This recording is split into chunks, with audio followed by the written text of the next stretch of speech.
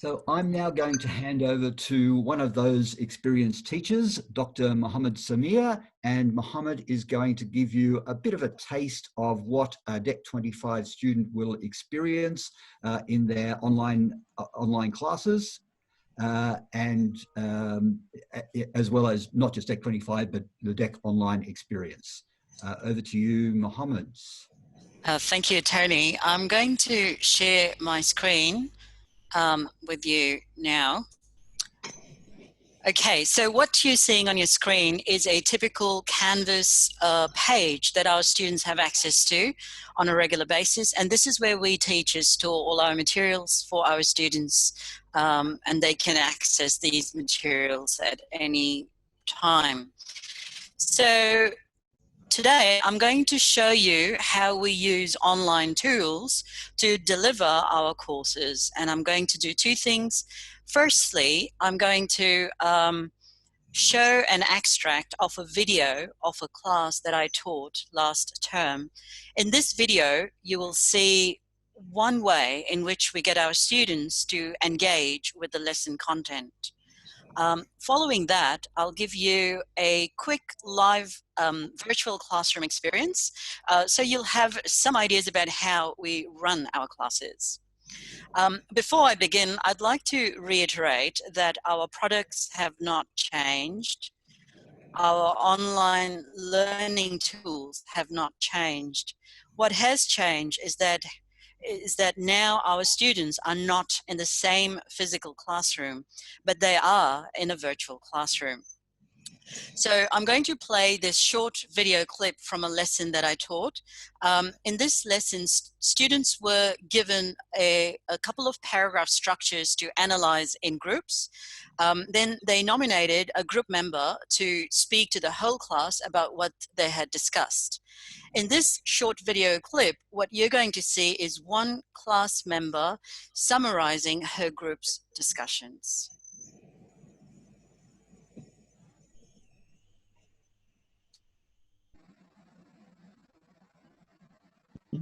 Now, finally, we move on to this one here, which is the based on the Green Revolution reading that you looked at last week. And I'm going to ask Ruby to quickly take us through this one. Oh, yes. This structure is very clear because it has a introduction, and the introduction includes a key idea, and it has two different positions. The first one is the positive effects, and the second one is negative effects. And then it gave a conclusion about the positive and negative effects. Okay.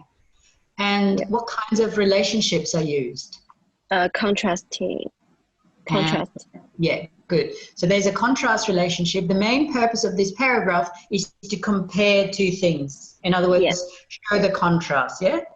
And so thank you, Ruby, for that. So the main purpose of this paragraph is to show that there are contrasting ideas, opposite ideas, positive and negative.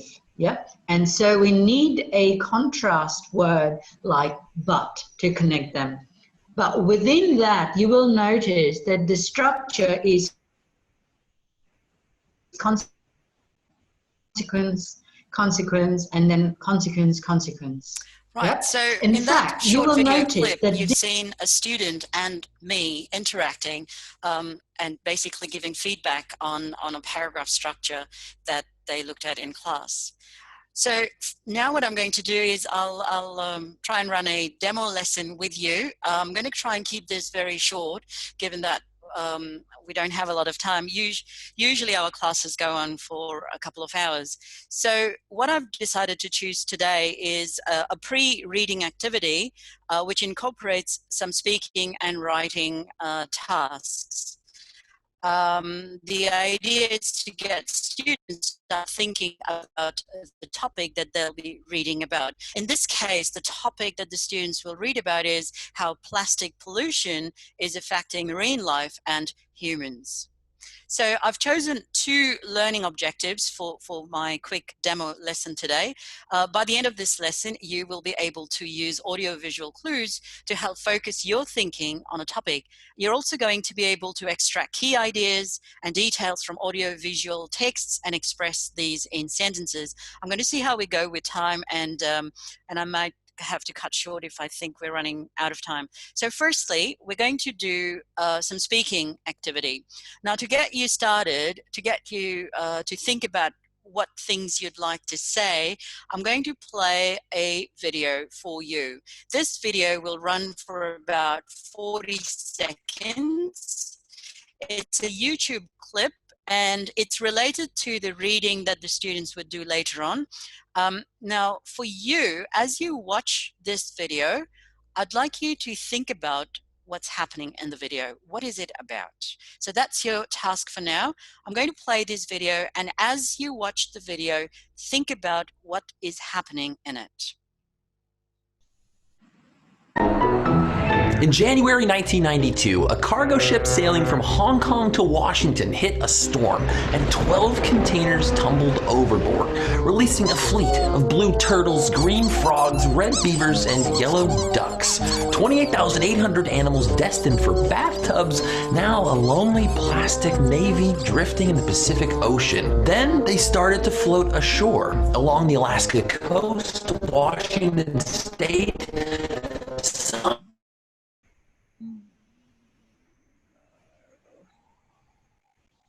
even traveled as far as the British Isles, but a few ended up here in a swirling spiral of floating junk, the Great Pacific Garbage Patch. Divide you into breakout rooms. Janelle, because you're the host, you've got access to organizing breakout rooms. Are you able to organize them into 20 breakout rooms?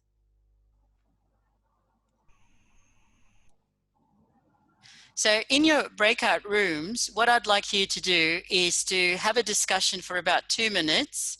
What do you remember from this video? That's your task. Thank you. So welcome back from the breakout room. So that was that provided you with an opportunity to talk about what you're able to remember from the videos. So now we'll move on to the next task. So I'm going to play the video again, and this time I'd like you to focus on what the speaker says about the ship and the toys. So about the ship and about the toys. What do you what does the speaker say about these 2 things? And I'd like you, if you have access to a piece of paper, I'd like you to write down the keywords you hear about each. So write down the keywords you hear about the ship, and write down the keywords you hear about the toys. You don't need to write complete sentences at this stage. So I'm going to play the video again. Focus on what the speaker says about the ship and about the toys.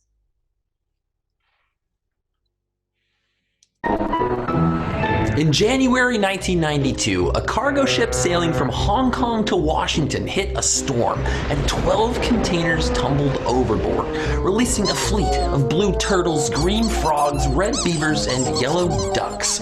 28,800 animals destined for bathtubs, now a lonely plastic navy drifting in the Pacific Ocean. Then they started to float ashore along the Alaska coast, Washington State. Some even traveled as far as the British Isles. But a few ended up here in a swirling spiral of floating junk, the Great Pacific Garbage Patch. There's 5, maybe 6 spots under. So can I just open up to the whole class and see if anyone wishes to contribute? So what did you hear about the ship? Does anyone want to contribute? And you can also write your answers in the chat box as well. Usually in our classes after a video, we sort of try to get everybody engaged by getting them to tell us what they can remember from any audio-visual input.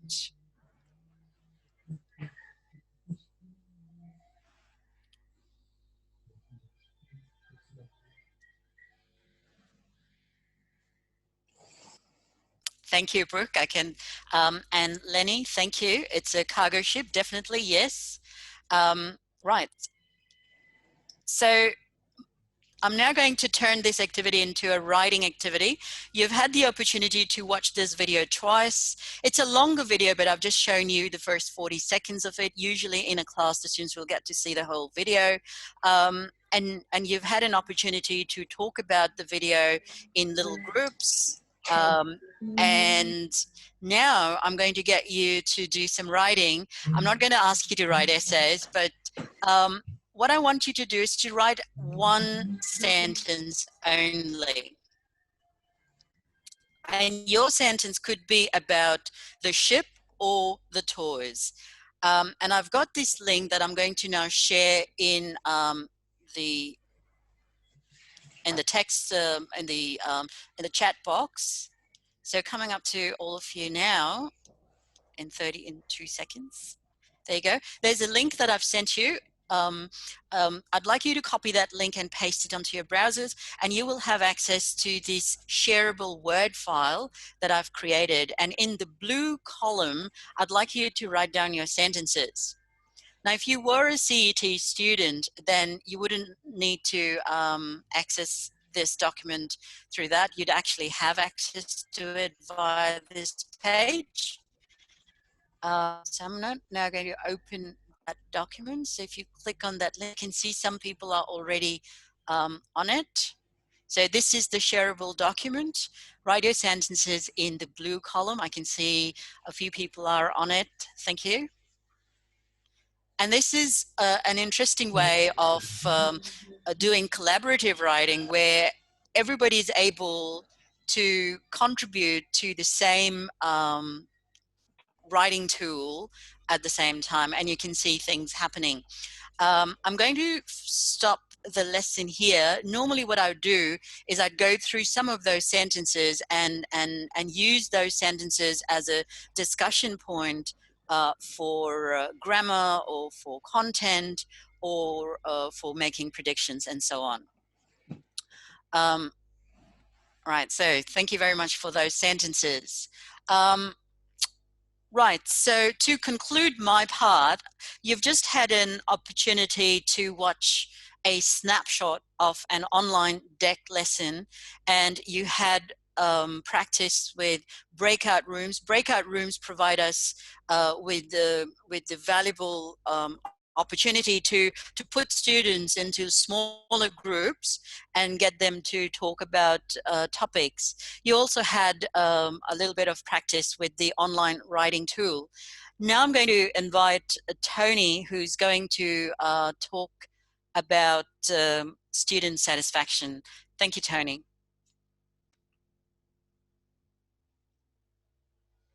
Thanks, Mohammed. So I mentioned before the student surveys that we conduct as part of our quality assurance measures, and I'd just like to share some of the results with that. We have traditionally had really pleasing results from those student surveys, which reinforce that the students have a very good impression of their experience at CET. This one comes from the most recent student survey we did, which was a DEC course where all the students were learning online. So we were very pleased to see that our results continue to be good, with very high percentage rates of positive comments about the course. Thanks, Janelle. And also for a bit, you might want to read through some of these. I'll give you a couple of minutes to read through them. These came from students of one particular class at the end of that online learning experience. And these were comments just by individual students. I'll give you some time to read through them by yourselves.